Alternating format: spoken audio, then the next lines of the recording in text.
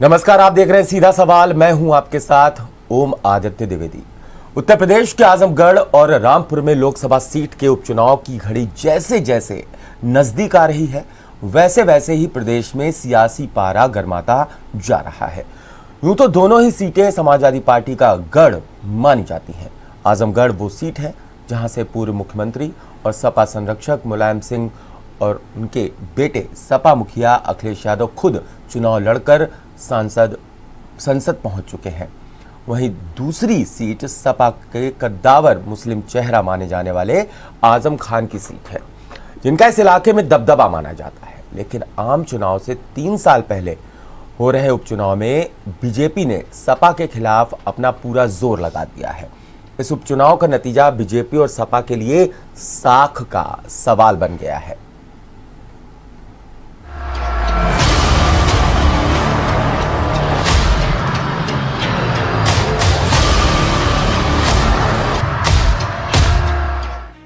देश की 3 लोकसभा और 7 विधानसभा सीटों पर 23 जून को उपचुनाव होने हैं। इनमें सबसे ज्यादा चर्चा उत्तर प्रदेश की आजमगढ़ और रामपुर लोकसभा सीट की हो रही है। ये दोनों सीटें 2019 लोकसभा चुनाव में समाजवादी पार्टी के खाते में गई थी। आजमगढ़ से सपा मुखिया अखिलेश यादव तो रामपुर से आजम खान सांसद चुने गए थे। विधानसभा चुनाव जीतने के बाद दोनों ने अपनी लोकसभा सीटें छोड़ दी। अब एक तरफ सपा के सामने दोनों सीटों को फिर से जीतने की चुनौती है, तो दूसरी ओर सत्ताधारी भाजपा इन सीटों पर जीत दर्ज करने की पूरी कोशिश कर रही है। बहुजन समाज पार्टी ने आजमगढ़ से अपना प्रत्याशी उतारा है, हालांकि रामपुर उपचुनाव नहीं लड़ने का फैसला लिया है। दलितों को उजाड़ना, कमजोर लोगों की जमीनों को जबरदस्ती सत्ता के बल पर कब्जा कर लेना, गरीबों के हकों को डकार जाना, और अगर किसी ने आवाज उठाने का प्रयास किया तो झूठे मुकदमों में उसे उठा के बंद कर देना। यही तो समाजवादी पार्टी की सरकार में होता था। लेकिन भारतीय जनता पार्टी की डबल इंजन की सरकार बनी तो रामपुर का यही चाकू भाइयों बहनों गरीबों को उनका हक देने का काम कर रही है। जिन 3 लोकसभा सीटों पर उपचुनाव होने हैं उनमें उत्तर प्रदेश की आजमगढ़ और रामपुर, जबकि पंजाब की संगरूर सीट है। आजमगढ़ सीट से 2019 में समाजवादी पार्टी के मुखिया अखिलेश यादव ने चुनाव जीता था। रामपुर से सपा के दिग्गज मुस्लिम नेता आजम खान विजयी हुए थे। इसी तरह पंजाब की संगरूर सीट से आम आदमी पार्टी के नेता भगवंत मान सिंह सांसद चुने गए। भगवंत मान अब पंजाब के मुख्यमंत्री हैं। वहीं अखिलेश यादव और आजम खान ने उत्तर प्रदेश विधानसभा की सदस्यता ग्रहण कर ली है। इसके चलते तीनों सीटें खाली हुई। कोई हिंदुस्तान आज हो और वहां के मुसलमान हिंदुस्तान में हो तो क्या नकाब का सवाल उठ सकता था? क्या लव जिहाद के नाम पर लोगों के साथ नाइंसाफी हो सकती थी? क्या इबादतगाहों के साथ यह सुलूक हो सकता था?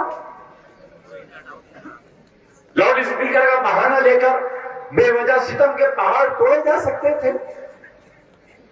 आज जो घृणा है, जो नफरत है इंसानों के बीच, मजहबी घृणा, जात की घृणा, वो घृणा नहीं होती।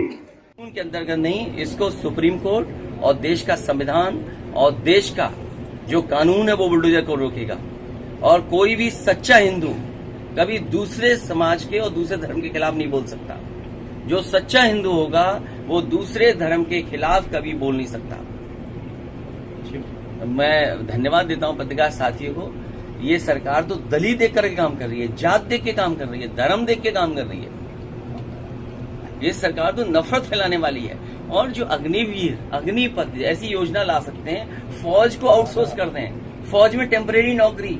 किसी नौजवान से पूछिए कि आप टेम्परेरी नौकरी करोगे? जो प्रायोरिटी फौज की थी, जो हमारे फौज का जो सम्मान है, आप उस सम्मान को गिरा रहे हो। आप पूर्वांचल की आजमगढ़ सीट से भारतीय जनता पार्टी ने फिर से भोजपुरी स्टार दिनेश लाल यादव उर्फ निरहुआ को अपना उम्मीदवार बनाया है। वहीं समाजवादी पार्टी के मुखिया अखिलेश यादव ने अपने चचेरे भाई धर्मेंद्र यादव को मैदान में उतारा है। बसपा से शाह आलम उर्फ गुड्डू जमाली उम्मीदवार है। रामपुर से भाजपा ने घनश्याम लोधी को टिकट दिया है। लोधी कभी आजम खां के करीबी थे। 2022 विधानसभा चुनाव से पहले उन्होंने सपा छोड़कर भाजपा का दामन थाम लिया था। वहीं सपा ने आजम के ही करीबी आसिम रजा को मैदान में उतारा है। बहुजन समाज पार्टी ने रामपुर उपचुनाव नहीं लड़ने का फैसला लिया है। वहीं कांग्रेस ने आजमगढ़ और रामपुर दोनों जगह से ही अपना उम्मीदवार नहीं उतारा है। ऐसे में रामपुर सीट के लिए सीधी टक्कर भाजपा और समाजवादी पार्टी के बीच ही है। Bureau report, JMD news.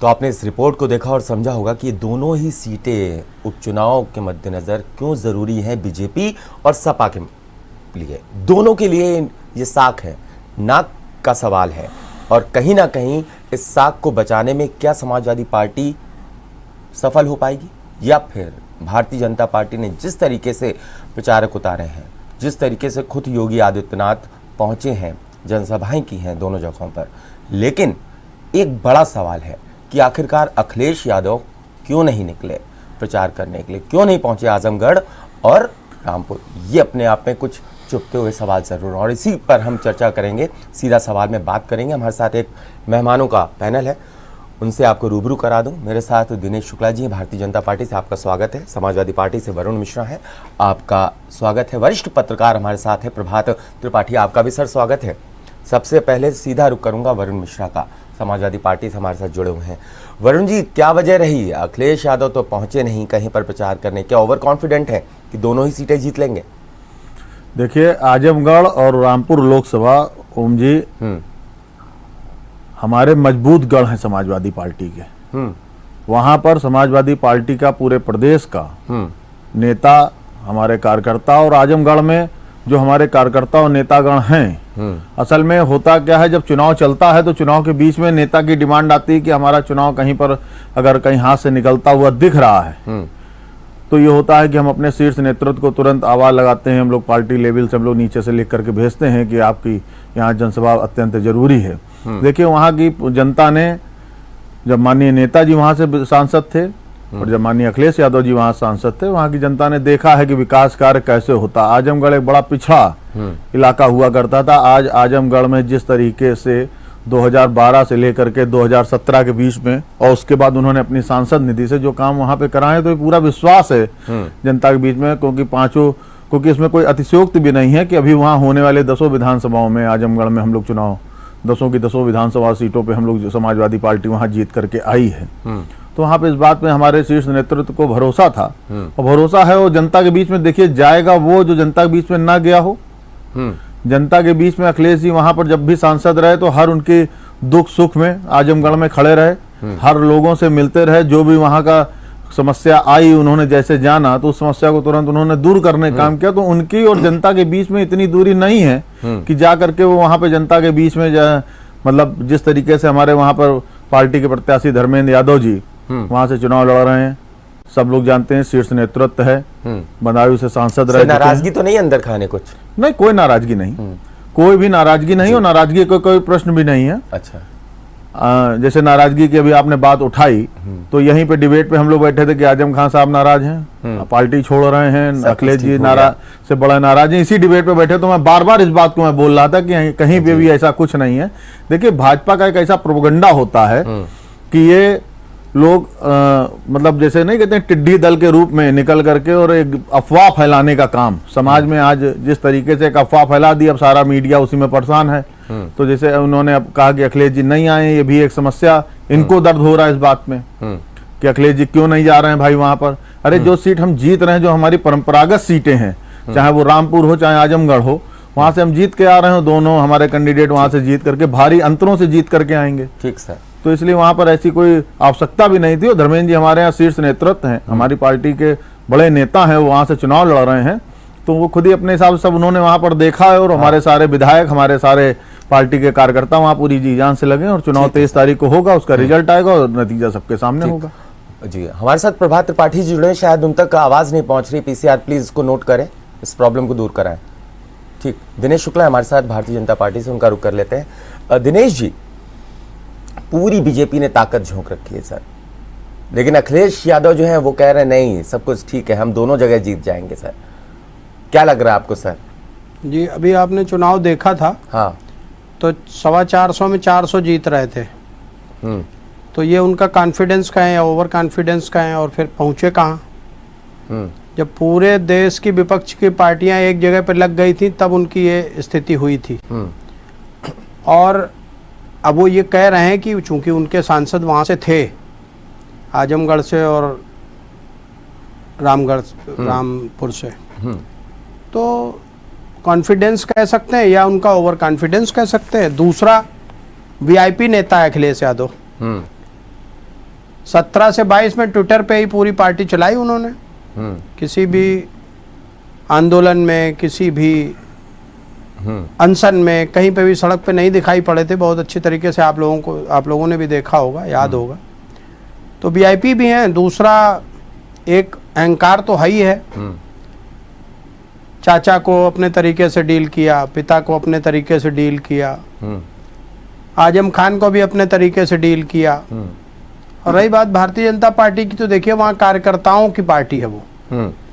वो मुख्यमंत्री हैं तो इस देश के भगवान जिसे जनता कहते हैं उसके आशीर्वाद से हैं। इनका यही तो ओवर कॉन्फिडेंस था कि अभी आ रही है सपा, सरकार बदलने वाली है, गाना बजते थे। लेकिन उसका रिजल्ट क्या हुआ? सर, गाने तो ये बजते थे, आएंगे तो योगी जी। हाँ, तो नहीं, वो भी बजता था सर। हाँ, कि सरकार बदलने वाली है, सुल्तान बदलने वाला है, गाने बजते थे। ऐसा नहीं है, वहां भी बजते थे। तो उसका हुआ क्या कि चूंकि आपको जनता से इंटरेक्ट होना पड़ेगा, और जनता से कार्यकर्ता इंटरेक्ट होता है। तो चाहे योगी जी हो, चाहे मोदी जी हो, ये सब जनता के कार्यकर्ता हैं। और कार्यकर्ता कहीं भी चुनाव है, ये काम है उसका कि वो अपनी बात अपने जनमानस तक पहुंचाए। तो इसके लिए वो निकलते हैं, चाहे मुख्यमंत्री हो, चाहे वो प्रदेश का अध्यक्ष हो, चाहे वो मिनिस्टर हो, चाहे विधायक हो, और निकल करके वोट मांगते हैं। ये उनकी ड्यूटी है, अपनी पार्टी के लिए करना चाहिए। लाभ उठाते भाई हैं। बीच में हम नहीं बोले थे भाई, देखो नहीं, बोलिए मेरे भाई, हमें लगा आप खत्म कर रहे हैं, आप खत्म कर रहे हैं, इसलिए मैंने अपनी बात जाने दो यार। ठीक ठीक, जी जी, ठीक है वरुण जी, अपनी बात पूरी कीजिए सर। तो आपने हमें जैसे लग रहा है पीछे ढकेलने का कुछ कर लिया है। तो मेरा ये सिर्फ इतना सा कहना है कि जो राजनीतिक पार्टियां हैं उनको अपने उद्देश्य की प्राप्ति के लिए हर संभव प्रयत्न करना चाहिए। जो योगी जी कर रहे हैं, जो पूरा संगठन कर रहा है, और जो पूरी भारतीय जनता पार्टी कर रही है। सीट 1 हो या 101 हो, सभी कीमत रखती हैं। तो निश्चित रूप से, और इस बार वहां परिवर्तन भी होने जा रहा है। ठीक है, ठीक सर। वरिष्ठ पत्रकार हैं प्रभात त्रिपाठी, इनका रुख कर रहे हैं। सर, आपके पास आवाज पहुंच रही है? पीसीआर प्लीज आवाज ठीक करवाइए प्रभात जी की, उन तक आवाज नहीं पहुंच रही है तकनीकी खामी के चलते। प्लीज इसको जल्दी से जल्दी ठीक करवाइए। वरुण मिश्रा जी, आपका रुख करना चाहेंगे जी। सर, रामपुर में लगभग 50% मुस्लिम है सर जी। 17 लाख आबादी है सर। आजमगढ़ में 19 लाख आबादी है जी। जीत बहुत अच्छी सर आपकी हुई थी पिछली बार की अगर बात कर लें, लेकिन इस बार जिस तरीके से अखिलेश यादव को ना पहुंचना, भले ही वो ओवर कॉन्फिडेंट हो सर, मैं आपकी बात चलिए मान लेता हूं इस जगह पर, लेकिन बीजेपी का पूरी तरह से ताकत का झोंकना, आपको नहीं लगता कहीं ना कहीं निरहुआ इस बार मजबूत स्थिति में नजर आ रहे हैं आजमगढ़ में? देखिए, कहीं ओवर कॉन्फिडेंट नहीं है, कहीं पर भी ना ओवर कॉन्फिडेंट। हमारा एक एक कार्यकर्ता, मैं स्वतः है भी आजमगढ़ में रहा हूं, वहां गोपालपुर विधानसभा में मैंने मेहनत करी है, वहां के लोगों से व्यक्तिगत मैं जुड़ा रहा हूं, और वहां के लोगों का जो रुझाव और रुझान रहा है, कहीं पर भी हमारे राष्ट्रीय नेतृत्व ओवर कॉन्फिडेंट नहीं है। एक एक छोटी सी छोटी घटना पर वो पार्टी कार्यकर्ताओं का ध्यान रखना, किस चुनाव पे क्या हो रहा है, किस बूथ पे क्या हो रहा है, कहां पर हम लोग कितनी संख्या पर हैं, कहां कहां जनसंपर्क हुआ, क्योंकि माननीय नेताजी वहां से सांसद रहे, माननीय राष्ट्रीय अध्यक्ष अखिलेश यादव जी वहां सांसद रहे। मैंने भी आपको बताया ना कि जब जो वहां से सांसद रहा तो यहाँ के लापता सांसदों की तरह वो सांसद नहीं रहे कि मुरली मनोहर जोशी सरीखे यहाँ पर जो सांसद हुए कानपुर में, जैसा कि अभी हमारे भाजपा के प्रवक्ता बोल रहे थे कि उन्होंने अपनी तरीके से डील किया, वो ओवर कॉन्फिडेंट हैं और वो मतलब अपने हिसाब से चला रहे थे। तो मैं पूछना चाहता हूँ लालू आडवाणी के साथ क्या किया, मुरली मनोहर जोशी के साथ क्या किया, गोविंदाचार्य के साथ क्या किया। एक मिनट, और जो इन्होंने कहा कि 17 से 22 तक वो ट्विटर खेलते रहे, अगर ट्विटर खेलते रहे तो 47 से 111 की स्थिति पे हम लोग पहुंचे, 127 सीटें लेकर के आए। हम बढ़े और आप घटे हो इन 5 सालों में। हम अपनी ताकत लगा के बढ़े, हर मुद्दे पर आपका विरोध किया है, मगर हर मुद्दे पर समाजवादी सड़कों पे उतरी है, हमारे राष्ट्रीय अध्यक्ष सड़कों पे उतरे, हर कार्यकर्ताओं ने आपकी पुलिस की लाठियां जो तानाशाही सरकार ने चलाई थी उसको हम लोगों ने अपने छाती पर खाने का, अपनी पीठ पे खाने का काम किया है। क्योंकि आप भाई आज क्या है, आज साफ सिर्फ इतना है ओम जी कि देश को ध्रुवीकरण में बांटना और ध्रुवीकरण में बांट करके देश में सत्ता को हासिल करने लेना, सीधे से फार्मूले पे आप सरकार पे आ रहे हो। बाकी हर जगह आप नाकाम हो, हर मोर्चे पर आप नाकाम हो। आप जब देश में आप हिंदू मुस्लिम कर देते हो, जब देश में आप दलित और श्रवण कर देते हो, तो उसके बाद आप ध्रुवीकरण फैलाते हो, आप सत्ता पे आ जाते हो। जब सत्ता पे आ जाते हो फिर आप अपनी सीखे बगाड़ते हो कि लो साहब जनता ने हमको स्वीकार कर लिया। जनता ने नहीं स्वीकार किया, जनता ने तो आपको स्वीकार किया क्योंकि जनता को आपने ध्रुवीकरण बताया, आपने हिंदू मुस्लिम बताया। आज जब हम आजमगढ़ और रामपुर लोकसभा, हमारा वहां का जो हमारा वोटर है, जो हमारे वहां के सम्मानित मतदाता हैं, हमारे कार्यकर्ता, डायरेक्ट कार्यकर्ता वहां से जुड़ा हुआ है, हमारे नेता वहां से रहे हैं, आजम खान साहब रामपुर से रहे हैं। आज आप अच्छा, एक 2022 तक जो हमारे आजम खान साहब के पीछे समाजवादी पार्टी का झंडा लेके चलता था लोधी, उसको आपने एकदम से उसको नहला धुला के तैयार करके आपने उसको अपना प्रत्याशी बना दिया। वो पूरी आरएसएस की पाठशाला सीख गया। पार्टी में तो ठीक बात है, आरएसएस की पाठशाला वो लोधी साहब सीख गए। आपकी मैं दिनेश जी से पूछना चाहता हूँ, आरएसएस की पाठशाला में कितने दिन उन्होंने हाफ चड्डी पहन करके, हाफ पैंट पहन करके वो रहे वहां पर। सर, मैं दिनेश शुक्ला जी के पास आऊं, उससे पहले मैं प्रभात त्रिपाठी का रुख करना चाहूंगा। क्या तकनीकी खामी दूर हुई सर? आपके पास आवाज पहुंच रही सर? प्रभात जी बोलिए। प्रभात जी की आवाज हम तक नहीं पहुंच रही है। ठीक, दिनेश शुक्ला जी। दिनेश शुक्ला जी, आपका रुख करना चाहूंगा। आपके ऊपर सीधा इल्जाम लगा दिया वरुण मिश्रा ने, साफ तौर पे कह रहे हैं आप तुष्टीकरण की राजनीति करते हैं, ध्रुवीकरण का खेल करते हैं, इसलिए आप जीतते हैं। सर, आप असल मुद्दों से दूर रहते हैं। जी अच्छा, इस देश में अपने प्रदेश की बात करते हैं हम। तुष्टीकरण शुरू किसने किया? जब देश में राम मंदिर का आंदोलन चला तो मुलायम सिंह ने मुस्लिम समर्थन जुटाने के लिए गोलियां चलवाई, साधु संतों पे लाठियां चलवाई, कई राउंड चलवाए, और उनके पुत्र होने के नाते इन्होंने भी साधु संतों पे लाठियां चलवाई। तो आप क्या कर रहे थे? आप भी तो ध्रुवीकरण कर रहे थे कि देखो मैं मारता हूं इन्हें, देखो मैं इन्हें गोली मरवा देता हूं, तुम मेरे साथ बने रहो। और लेटेस्ट में अभी उदाहरण आया, आप हमारे भाई कह रहे थे वरुण मिश्रा जी कि हिंदू मुस्लिम करा देते हैं। अरे कहां हिंदू मुस्लिम करा दिया? फिर भी आपने एक बार भी नहीं कहा कि जिन लोगों ने पत्थर चलाए हैं, आखिर पत्थर चलाए किसके ऊपर थे? सामने तो कोई नहीं था। आखिर पत्थर चलाने की आवश्यकता क्यों पड़ी? आप अपनी डिमांड रख सकते थे, जिस डिमांड के लिए आप निकल पड़े, निकाले गए, आपको पत्थर बांटे गए, आपके साथ में ठेला भेजा गया। लेकिन एक बार भी अखिलेश यादव ने यह नहीं कहा कि नहीं, देश में यह नहीं चलना चाहिए, यह देश सबका है। तो तुष्टीकरण और क्या? ऊपर से आपने कहा गिरफ्तारी करवा दो, गिरफ्तारी होनी चाहिए तुरंत। यह नहीं कहा कि पूरे प्रदेश में, पूरे देश में शांति भंग करने का प्रयास किया गया है, यह नहीं होना चाहिए। अगर आपको अपनी बात कहनी थी तो उसके तरीके लोकतंत्र में हो सकते हैं। रही बात यह कि हम ध्रुवीकरण करके यहां तक पहुंचे हैं, आप क्यों नहीं पहुंचे यहां तक ध्रुवीकरण करने में? क्यों आप पीछे हो ध्रुवीकरण करने में? क्यों जनता तक अपनी बात नहीं पहुंचा पा रहे हो? तो आप कह रहे हो हम बढ़े हैं, आपने कहा कि हम बढ़े हैं, आप घटे हो। तो खजूर की तरह बढ़ने से क्या फायदा? पंथिन को छाया नहीं, फल लागे अति दूर। ठीक है, जैसे आप 140 में थे वैसे 123 में है। आप हैं तो वहीं के वहीं। अभी सरकार तो उन्होंने बना ली। तो मेरा तात्पर्य यह है कि हम अपनी बात को जनता तक पहुंचाने में सक्षम रहे। हमने अपनी बात से जनमानस को कन्विंस किया और बताया कि आज की तारीख में अगर राष्ट्र किसी के हाथों में सुरक्षित है तो वो भारतीय जनता पार्टी के हाथों में सुरक्षित है। और देश की जनता अब ऐसी नहीं है कि उसे पकड़ के वोट डलवा लिए जाए, बूथ कैप्चर कर लिए जाए। देश की जनता शिक्षित है, परिचित है, जान गई है। सर ईवीएम पे आप इल्जाम लगाते हैं, सर कहते हैं ईवीएम पे गड़बड़ है कुछ सर। ईवीएम पे मैं आपको बताऊं जी कि 3 स्टेप में चुनाव से पहले उसकी टेस्टिंग होती है जी, और तीनों स्टेप में सबसे पहला जो स्टेप उठाते हैं वो लाते हैं और कहते हैं भाई आप ये जो ईवीएम लगी हैं इनमें से कोई एक ईवीएम निकालिए और निकाल के उसको हमको बताइए इसमें कैसे हो सकता है। जब सब फेल हो जाते हैं तो दूसरा स्टेप आता है। दूसरे स्टेप में चुनाव आयोग के लोग आते हैं और वो पूरी ईवीएम खोल के रख देते हैं, पूरी इंटायर ईवीएम पुर्जा, और कहते हैं इसमें देख के बताइए कहां से हैक हो सकती है। उसके बाद तीसरा मॉक टेस्ट उसका होता है बूथ पे। सबसे पहले बूथ पे 20 या 50 वोट पड़ते हैं और पढ़ने के बाद उनकी काउंटिंग होती है, उस सबसे देखे जाते हैं कि सबके वोट कहां पे पड़े थे। उसके बाद वो हटा करके फिर से पोलिंग शुरू होती है। तो ईवीएम का रोना इस बार तो हुआ भी नहीं।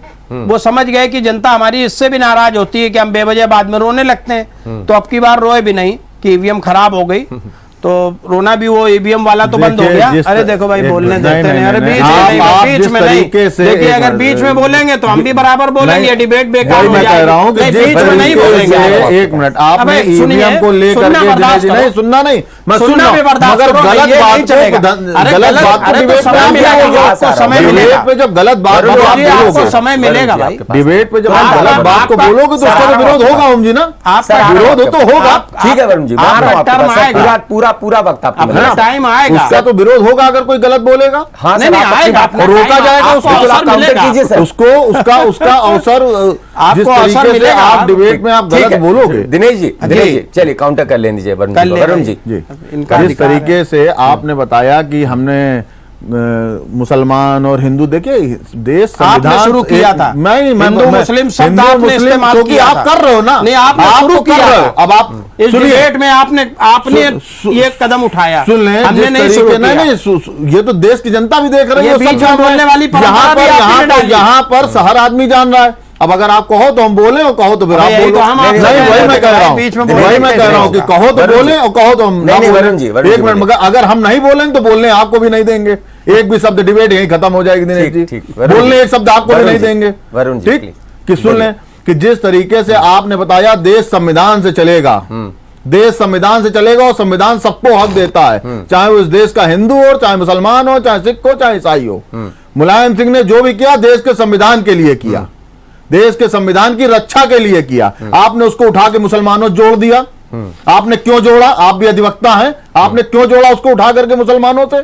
मैं पूछना चाहता हूं कि आज देश में जो उसके बाद देश का अदालत का निर्णय आया तो सुप्रीम कोर्ट का, देश में एक भी जगह कोई बवाल हुआ? हर चाहे हिंदू हो, चाहे मुसलमान हो, चाहे सिख हो, चाहे ईसाई हो, उसने उस देश के सुप्रीम कोर्ट के इस आदेश को अक्षरश माना कि नहीं माना? कहीं उस पर कोई ऑब्जेक्शन उठा? ये देश संविधान से चलेगा और संविधान के अलावा यहाँ पर जिस तरीके से आज बोलता रहा हूं, आज ये आकर के कौन बोलता है देश में आकर के कि ईद और बकरीद, गलत डायरेक्शन में थोड़ा चले गए। ईद और बकरीद पे कौन बोलता? हम लोग आजमगढ़ विधान और रामपुर आजमगढ़ के विषय में बैठे थे, मगर जिस तरीके से डिबेट को इन्होंने बताया और सीधा सीधा, देखिए ओम जी होता क्या है कि मैंने इनसे क्वेश्चन किया था ना, उसका तो आप जवाब दे नहीं पाए कि कहां से 2022 में 2022 के विधानसभा चुनाव में आपका रामपुर में लोधी जो था हमारा समाजवादी पार्टी की टोपी और झंडा उठा के चलते थे, उनको आपने कहा 2022 अभी चुनाव गुजरे हुए 6 महीने नहीं हुए, उनको आरएसएस की कौन सी पाठशाला से आपने निकाल करके डुबो करके गंगा जी से निकाल दिया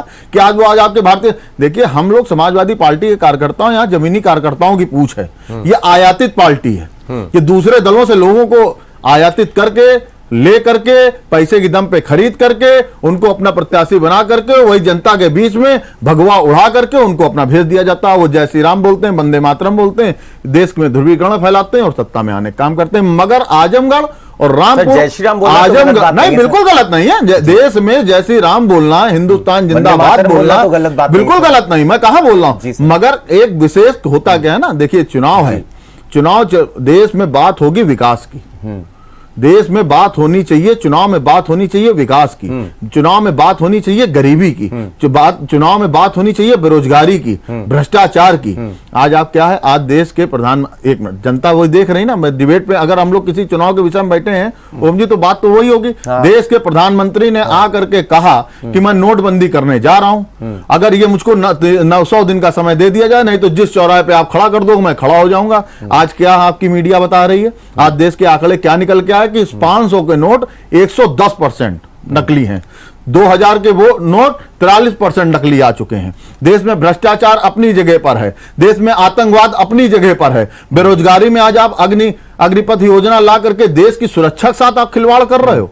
आप इस तरह की योजनाएं ला रहे हो, देश की जनता देख रही, मगर अंतोगत्वा मैं कहना चाहूंगा, अंतोगत्वा क्या है, ये अपना हिंदुस्तान धर्म प्रधान देश है। यहां पर आदमी अपना भूखा पेट रह लेगा मगर अपने धर्म के बारे में मजबूत रहेगा। आप उनकी, उन गरीब लोगों की, उस देश की जनता की, बेरोजगारों की उन भावनाओं को उखाड़ करके आप सत्ता में आने का काम करते हो। सीधा सीधा मुकाबला एक पे एक होने जा रहा आजमगढ़ और रामपुर में, सामने जनता दिखा देगी। तो सर विकास की बात पे आखिरकार आप 2022 नहीं जीत सके सर विधानसभा। विकास का जिक्र करते हैं सर आप, सड़क, बिजली, पानी का जिक्र करते हैं, स्वास्थ्य, शिक्षा का भी आपने जिक्र किया सर। लेकिन उस दौरान मैंने सर एक चीज और भी देखी सर, जिन्ना का जिन्न बाहर आ गया, फिर गन्ना बाहर आ गया, चिलम जीवी आ गया सर बहुत सारी चीजें एकदम से चली आई। बताया ना कि जिस तरीके से, देखिए ओम जी, चीज क्या है ना कि ये देश को जिस तरीके से हम कहते तो हम अपना सच ना बता पाए, हम कहते हैं ये बात को डिबेट में, हम अपना सच ना बता पाए, ये अपना झूठ बेच के चले आए जनता के बीच में। आज देश ने जो 2000, उत्तर प्रदेश की मैं बात कर रहा हूं, 2012 से 17 के बीच में, आज यहां बात होती है एक्सप्रेस वे की। हिंदुस्तान में एक्सप्रेस वे का पहला ढांचा किसने बनाया, किस सरकार ने बनाया? वो सरकार समाजवादी सरकार थी, जिसने अपने दम पर express way, Agra Lucknow express way बनवाया। बिल्कुल जनता का पैसा था, जनता के पैसे, मगर उसका सही ढंग से उसको काम करने का जो मौका मिला। आज जिस तरीके से बच्चों के हाथों में लैपटॉप दिया गया, आज विधवा पेंशन, जिस तरीके से एक कानपुर महानगर को अगर हम लोग उठा के देख लें, कानपुर महानगर से कोई उसमें विधायक नहीं थे 2012 से 14-20 में, सिर्फ एक विधायक थे। अगर आप फूलबाग आज आप जाते हो घूमने तो आप देखोगे विकास क्या है, आप चिड़ियाघर जाते हो देखोगे विकास क्या है, आप दादा नगर का पुल देखोगे क्या है विकास, आप गोविंद नगर का पुल देखोगे क्या है विकास, आप परेड की पार्किंग, कितने काम गिना दूं। मैं पूछना चाहता हूं दिनेश जी से कि पिछले 6 साल से आपकी सरकार उत्तर प्रदेश में कानपुर में किया गया एक निर्माण कार्य आप बता दो, एक बहुत बड़ा आपने काम कर दिया हो कानपुर महानगर में, एक पुल आपने बना दिया हो। चलिए इस पे जवाब ले लेते हैं सर। दूसरी चीज सर, दिनेश सर ये बताइए जरा, सर रामपुर में जिस तरीके के समीकरण है, 45% हिंदू आबादी है सर, उसमें मिश्रित है जातियां सर, और बहुत सारे ऐसे लोग हैं जो समाजवादी पार्टी से जुड़े हैं। उधर जो मुस्लिम है वो 50% है, हिंदू जो है 45% है, अन्य जो है 4 से 5% में आ रहा है सर। तो रामपुर सीट आपके लिए जीतना बहुत टेढ़ी खीर नजर आ रही है, हालांकि आप दावे कर रहे हैं सर कि इस बार निकाल देंगे सीट सर। देखिए टेढ़ी खीर हो सकती है, हाँ, चूंकि हमारे पास ये सीट रही नहीं है। समीकरण जाति और धार्मिक इसका विपरीत परिस्थितियों में भी हो सकता है, लेकिन मेरा विश्वास है मेरे कार्यकर्ता हमारे साथ में हैं और हम ये चुनाव जीतेंगे। अब जो तमाम बातें आई कि हाँ, कह रहे सर आप विकास की बात नहीं करते सर। नहीं, विकास आप झूठ बोलते हैं लोगों से। नहीं, सुने आप, कह रहे विकास वरुण मिश्रा कह रहे हैं, इनकी एक एक बात का जवाब देंगे। हाँ सर बिल्कुल। एक्सप्रेसवे से पहले एक आदमी ने एक्सप्रेसवे बनाया था, आप कहना नहीं चाहते, या छुपा रहे हैं या फिर ज्ञान नहीं है।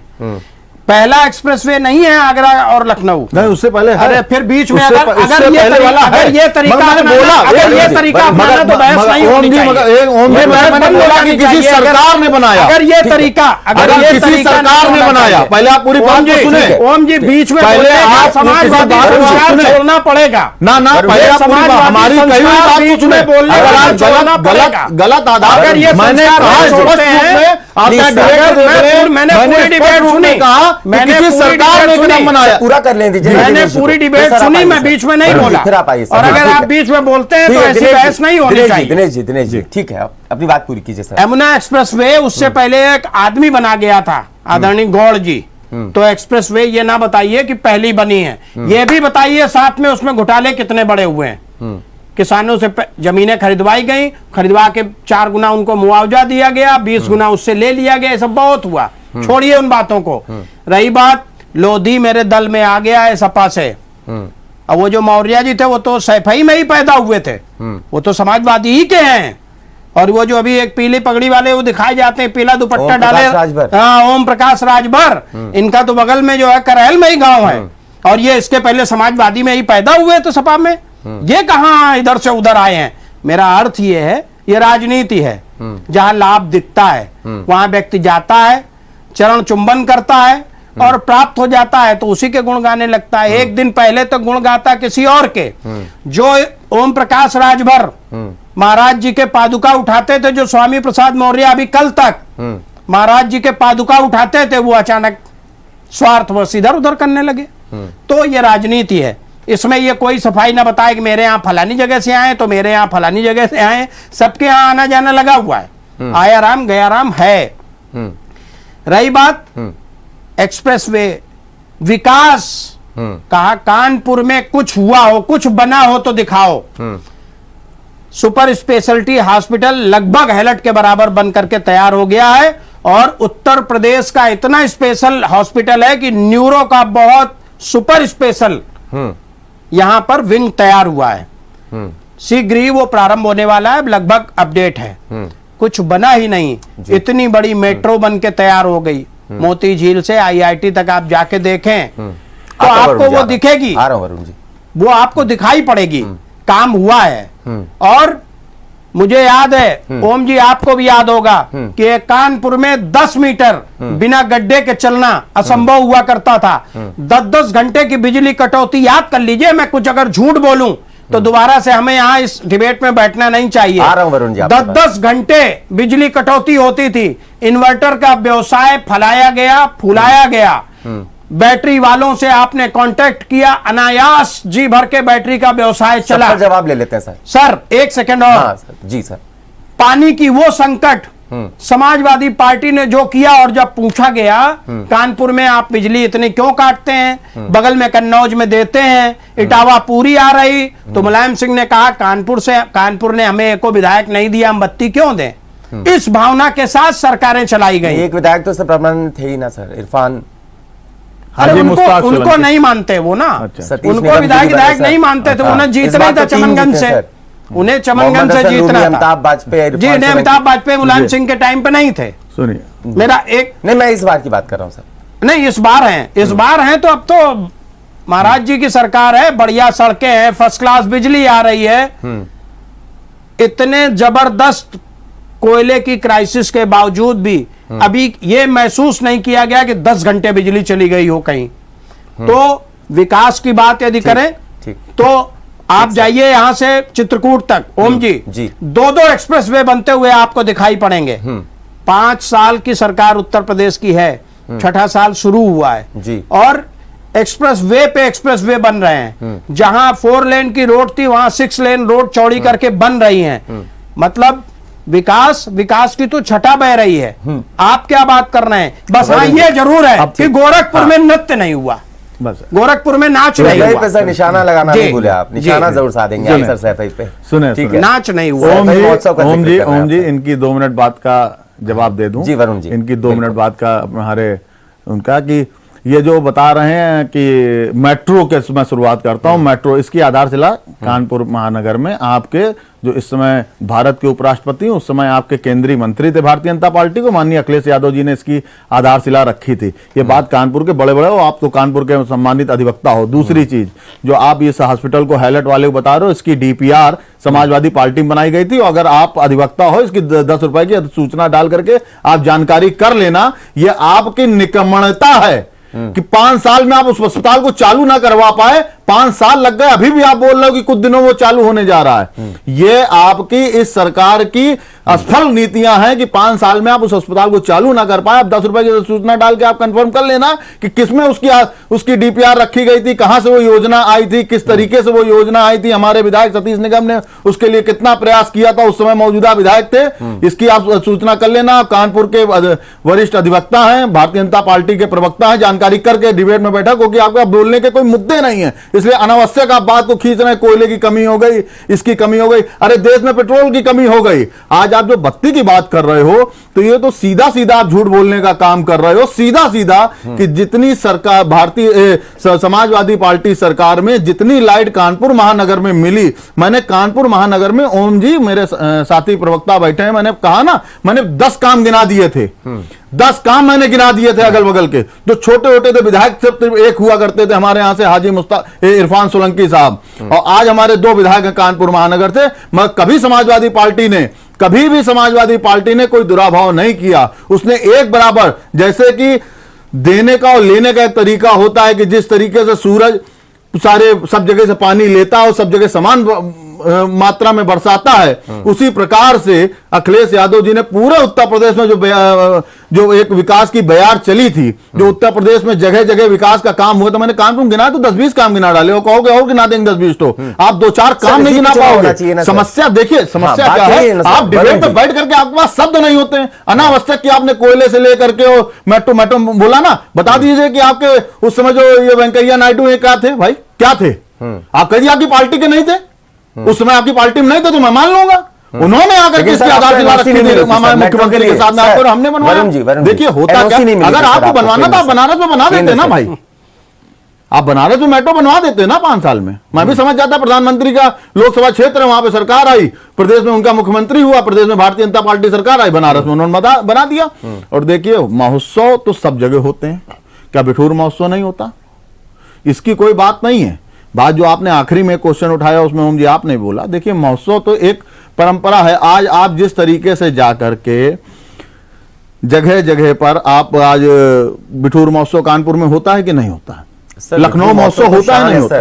कानपुर महोत्सव, लखनऊ महोत्सव, ये सब होते हैं। तो ये सैफई महोत्सव में अलग तरह का एक बॉलीवुड का उसमें तड़का नजर आया ना सर, इसका जिक्र कर रहे थे दिनेश शुक्ला। देखिए बिल्कुल, हाँ। देखिए जब जहां पर हमारी पार्टी में हमने आपको उस समय सरकार थी, सैफई कितना पिछड़ा हुआ इलाका हमारा पश्चिमी उत्तर प्रदेश का आता था, इटावा से लेकर के आज वहां पर आप एक्सप्रेस वे हो, चाहे आज वहां पे आप देख लो, आज जो वहां पे विकास की जो बेरोजगारी की समस्या है ना सर, सबसे बड़ी आजमगढ़ में है ना सर, है आजमगढ़ में है ना सर। देखिए बेरोजगारी, तो पता नहीं आखिरकार क्यों धर्म और जाति के चश्मे से सारे चुनाव देखे जाने लगे हैं सर। मैंने आपसे बताया ना कि अपना हिंदुस्तान ओम जी धर्म प्रधान देश है, संविधान से ये देश चलता है। कृषि प्रधान देश है हमारा सर। नहीं, कृषि प्रधान है, सारी चीजें हैं, धर्म प्रधान है, और संविधान से ये देश चल रहा था, अच्छे ढंग से ये देश उन्नति कर रहा था। मगर अचानक इसमें जो पिछले कुछ वर्षों में एक वैमनस्यता फैलाई गई, आज उसी वैमनस्यता का लाभ उठा करके जगह जगह सरकारों पे आकर के जगह जगह भाषणों में ईद और दिवाली, होली और बकरीद, है ना, शमशान और कब्रिस्तान, इस तरीके की बातों को उठाना, देखिए जन भावनाएं उखाड़ना होता है ओम जी, जन भावनाएं उखाड़ना होता है। आपसे भी थोड़ी गलती है, तुष्टिकरण की राजनीति सर जी, आप पर बहुत इल्जाम लगे हैं सर, आप तुष्टिकरण की राजनीति के सर। आजम खान का सर जब मुजफ्फरनगर का दंगा हुआ था सर, तो आजम खान साहब डायरेक्ट थाने से बात करते हैं सर और इन्वॉल्व होते हैं उन चीजों में। नहीं होना चाहिए ना सर, हिंदू मुस्लिम सिख ईसाई सर चारों भाई यही समाजवाद सिर्फ विकास के मुद्दे पे, देखिए विकास के मुद्दे पर हमने आपको बताया ना कि हम अपना सच ना बता पाए, आप अपना झूठ बेच के जनता के बीच में आप दोबारा सरकार पे आ गए। मगर हाँ, ये उपलब्धि मेरी जरूर रही कि जहां मैं 47 पे था 127 पे आ गया, आप जहां थे आप वहां से 100 सीटें कम के आंकड़े पे आ गए। लेकिन सर सरकार हम नहीं बना पाए, जनता जनार्दन का जो फैसला था वो स्वीकार है। बात आजमगढ़ पर जो चल रहा है सर, बात आजमगढ़ पर और रामपुर पर जिसपे हम लोग आज डिबेट पे आए, वहां पर निश्चित तौर पर समाजवादी पार्टी पुनः ये दोनों लोकसभा सीटें जीतेगी और मजबूती से जीतेगी। दिनेश जी, इस चुनाव में, उपचुनाव में दोनों ही जगह पर सर आपको नहीं लगता फर्क पड़ेगा अग्निपथ योजना के अंतर्गत? जिस तरीके से अग्निवीर जो है यानी कि जो युवा हैं, छात्र हैं सर, जिस तरीके से इसका विरोध कर रहे हैं सर, जगह जगह आगजनी की गई, पत्थरबाजी की गई है, आप विरोध दर्ज कराया सर। आप इन 8 सालों की सरकार में जी, 8 साल में कह रहा हूं 14 से अब तक 8 सालों के भारतीय जनता पार्टी के शासन काल के दौरान हुए आंदोलनों को एक निगाह फ्लैशबैक करें तो ये सारे आंदोलन उठ के खड़े होते थे, तो उसके पीछे होता कौन था? वही बहुत बड़ा प्रतिशत उनका होता था जो अभी पत्थर चला रहे थे। उन्हें इस देश को अस्थिर करना है और उसी के क्रम में ये आंदोलन भी अग्निवीर का चल रहा है। आप देखें, हम लोग इस पे एक डिबेट पहले भी कर चुके हैं। तीनों सेनाओं ने बैठकर मसविदा तैयार किया है और अब तैयार होकर के वो सतह पे है जी, और उसकी अधिसूचना भी जारी हो गई है और उसी क्रम में भर्तियां होंगी जी। अब आगे की परिस्थितियां ये हैं कि जो आप 2 चुनाव की बात कर रहे हैं, मैंने पहले ही कहा, क्योंकि सच स्वीकारना और सच को बोलना दो अलग अलग विषय हैं। मैंने कहा पहले आपसे कि हो सकता है कि वोटों का जो प्रतिशत है उससे कहीं ना कहीं पे कुछ कमियां कुछ कमजोरियां हों, लेकिन हमारा कार्यकर्ता पूरे ताकत से लगा हुआ है कि हम जीतेंगे रामपुर भी और जीतेंगे आजमगढ़ भी। और शायद सपा का मुखिया ये सपा के मुखिया ये समझ चुके हैं, तभी नहीं पहुंच रहे कैसे? हाँ, इसीलिए गए नहीं। उन्हें मालूम है कि ये हार भी मेरे सर पे छूटेगी, अब तो जाने का कोई फायदा नहीं, कोई मतलब नहीं। हाँ। दूसरी बात ये कि थोड़ा व्यक्तिगत हो गए वरुण जी ने। उनका अगर आप अधिवक्ता हैं तो ये आपसे बढ़िया कोई नहीं जानता कि हम अधिवक्ता ही हैं। सम्मानित आपने कहा अगर आप अधिवक्ता हैं तो आप रिवाइंड करा के देख लीजिए। अगर आपने ये कहा अगर आप अधिवक्ता हैं तो मैं अधिवक्ता हूं, ये आपसे बढ़िया कोई नहीं जानता। बिल्कुल नहीं जानता, ठीक बात। मेरा निवेदन है जी कि हम आप को इसी सड़क पे रहना है, इसी घर पे रहना है, इसी कानपुर में रहना है। हमारे आपके रिश्ते भी ऐसे हैं, समाजवादी और भाजपाई होते होते हमें आपको आपस में कुछ नहीं कहना सुनना है। रही बात जहां तक पार्टी की नीतियों की बात होती है सर जी, हाँ, जहां तक पार्टी की नीतियों की बात है तो पार्टी की नीतियों के साथ मैं हूं। बहुत से लोग जातिवाद की बात करते हैं, बहुत से लोग धर्मवाद की बात करते हैं। हम टोपी लगा लगा के केवल इफ्तार पार्टियों में जाएंगे, ये नहीं किया जाएगा। हम सबके लिए बराबर जाएंगे तो लोकतंत्र स्थापित होगा। हम होली में भी घर घर जाएं, बड़े बड़े होली मिलन कराएं और उनमें शामिल हों। केवल सैफई में होली होगी, इफ्तार पार्टी पूरे देश में होगी, ये नहीं चलेगा। हम दिवाली में भी सबको बराबर से शामिल करें और हम जब बनाएं तो शमशान घाट भी बनाएं और फिर कब्रिस्तान भी बनाएं तो लोकतंत्र स्थापित होगा। हम केवल कब्रिस्तान बनाएं और शमशान घाट टूटे छोड़ आएं, लोकतंत्र स्थापित नहीं होगा। यह देश हिंदू मुस्लिम सिख ईसाई सबका है। इस देश में जिस सरकार को भी कभी गद्दी मिले तो सबका ध्यान रखना होगा। उसमें यह नहीं चलेगा कि मेरा सैफई और मेरा। आप उत्तर प्रदेश में केवल सैफई बचा था इतना ज्यादा मॉडिफाई करने के लिए एक गांव। उत्तर प्रदेश के कितने गांव को आपने सैफई के स्तर का बनाया? उत्तर प्रदेश का कोई दूसरा गांव आप नहीं बता पाएंगे कि जहां पे एक स्टेडियम बना हो, एक पीजीआई बना हो और पूरे समाजवादी पार्टी की 36 नीली लाल बत्तियां हुई हों। उत्तर प्रदेश का दूसरा गांव बता दीजिए आप। आपने बड़ा विकास किया, किसका किया? मुलायम सिंह के परिवार का किया। तो आप परिवारवाद से बाहर निकल ही नहीं पा रहे हैं। यहां परिवार ही नहीं है। यहां तो अगर प्रदेश का मुखिया है तो प्रदेश उसका परिवार है और देश का मुखिया है तो देश उसका परिवार है। और नरेंद्र मोदी ने और योगी आदित्यनाथ ने कोविड काल में यह साबित किया कि परिवार के मुखिया की तरह उसने अपनी जनता को पाला है, पोसा है और व्यवस्थाएं की। तो आज हमारा देश सुरक्षित हाथों में है। टीका अपने देश में बना, वैज्ञानिक बनाते हैं। बिल्कुल सही कह रहे हैं। क्या ये वैज्ञानिक हमारे देश की मेधा पहले नहीं थी? जब पोलियो के टीकों की बात हुई थी, लेकिन सरकार का पीठ पे हाथ नहीं था। सरकार समर्थन करने वाली नहीं थी। पहले तो अखिलेश जी ने लगवाया नहीं ना सर। अरे अखिलेश जी की तो बात ही अलग है। अखिलेश जी ने तो किसी को माना ही कुछ नहीं, ना पिता कुछ है उनके लिए, ना चाचा कुछ है, वो तो कोई बात ही नहीं उनके लिए। नरेंद्र मोदी तो वैसे भी बहुत दूर के हैं, कोई प्रॉब्लम नहीं। लेकिन आ रहा हूं जब तक अपने प्रदेश को, अपनी प्रजा को राजा जी अपनी संतान की तरह नहीं देखेगा, केवल अपनी संतान को संतान मानेगा, तब तक बार बार उसे पराजय का मुंह देखना होगा। तब तक उसे ये जनता, जिसे भगवान समझिए, मतदाता भगवान है, ये भगवान आपको बार बार एहसास कराता रहेगा कि आप में ये कमी है, इसलिए इस बार आप उस गद्दी तक जाने लायक नहीं है। लोकतंत्र में जो बड़े सिंहासन होते हैं, इनमें प्राण होते हैं, ये ऐसे नहीं बदल जाते हैं। इसको भी कष्ट हुआ होगा कि ये फलाने कैसे बैठे हुए हैं, हमारे बच्चों को मार रहे हैं, हमारे साधु संतों को लाठियों से मार रहे हैं। दिनेश जी आता हूं आपके पास। वरुण जी ये बताइए, एक तरफ आजम खान साहब है रामपुर से, जहां से थे सांसद, आजमगढ़ से वो अखिलेश यादव। ऐसे में इन दो दिग्गज के हटने के बाद आपको लगता है कि जनता का प्यार आपके साथ नजर आएगा? और मैं आपको एक बात और बता दूं, जब आज मीडिया बाइट्स में देख रहा था तो जो महिलाएं थी ना रामपुर में और आजमगढ़ में, वो साफ तौर पे कह रही थी कि महिला सुरक्षा के मद्देनजर जो कानून है वो अपना सही काम कर रहा है, पुलिस अपना सही दिशा में काम कर रही, महिला अपराध में कहीं ना कहीं कमी आई है, ऐसा तक मैंने सुना है सर।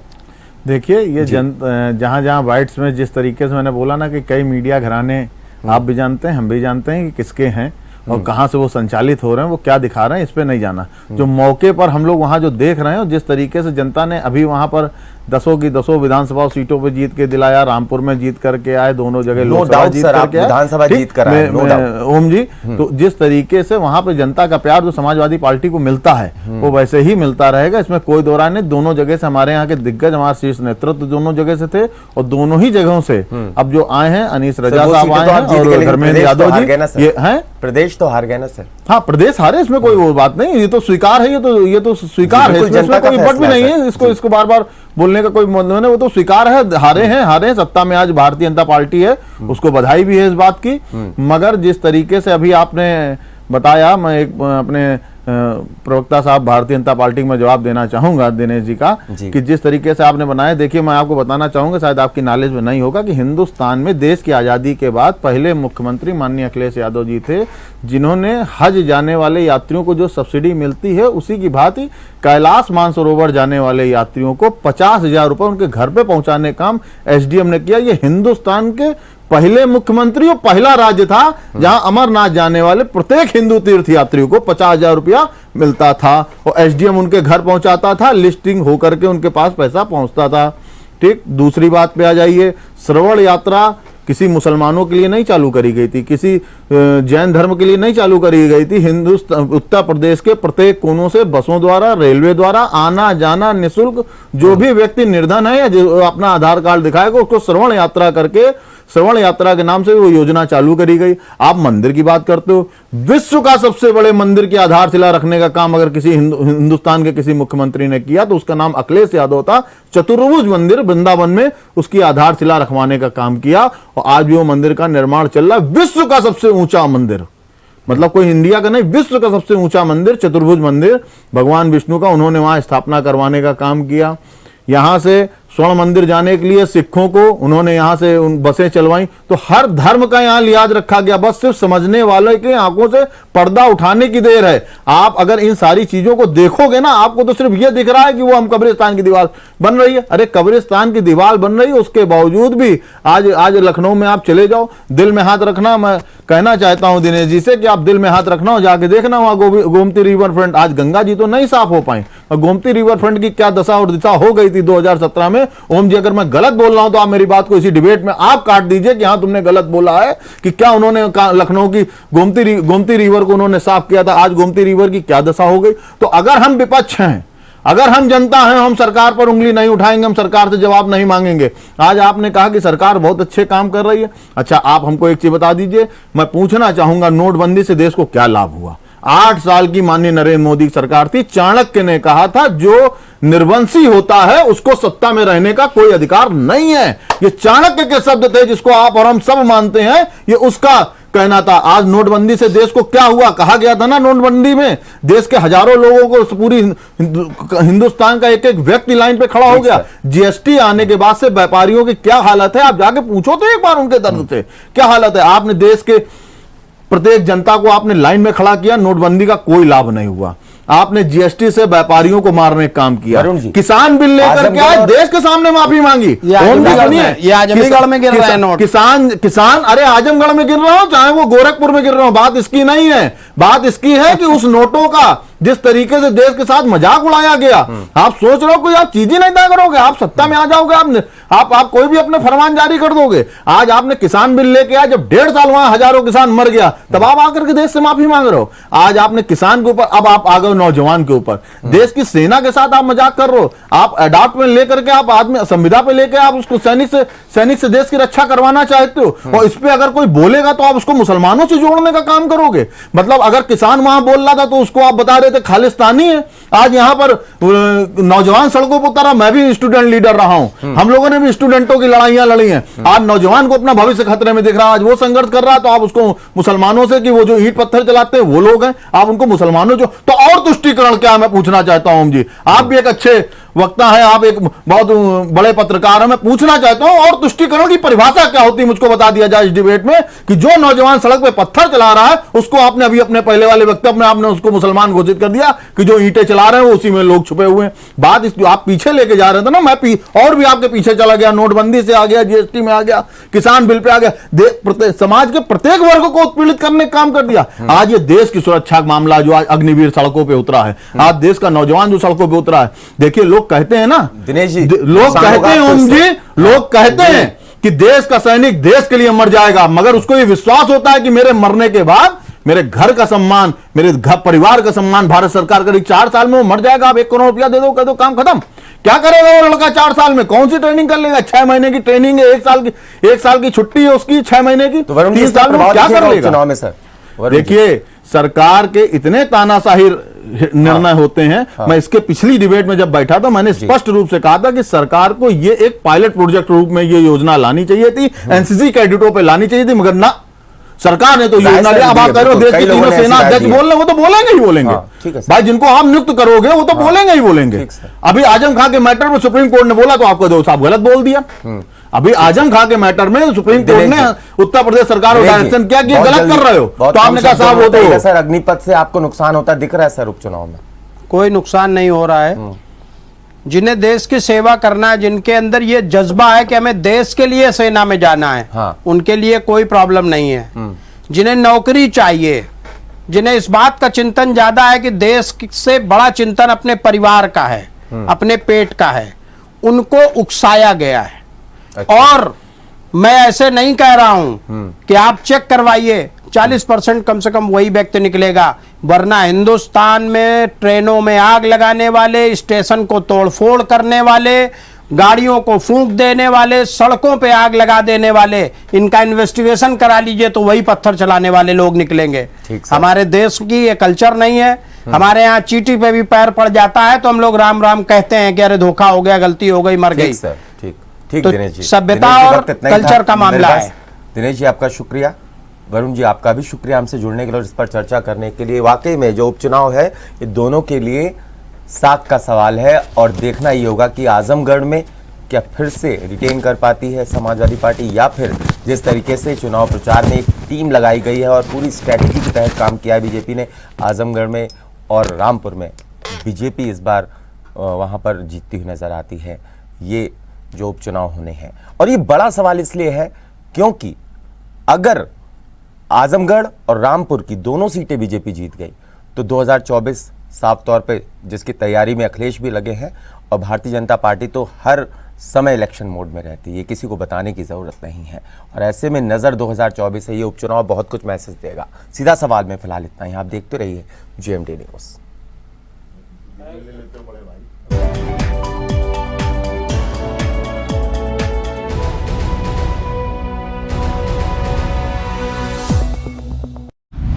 अगर आपको हमारा वीडियो पसंद आया हो तो हमें लाइक करें, सब्सक्राइब करें और ज्यादा से ज्यादा शेयर करें। और हाँ, बेल आइकॉन दबाना ना भूलें ताकि हर खबर का अपडेट आप तक पहुंचे तुरंत।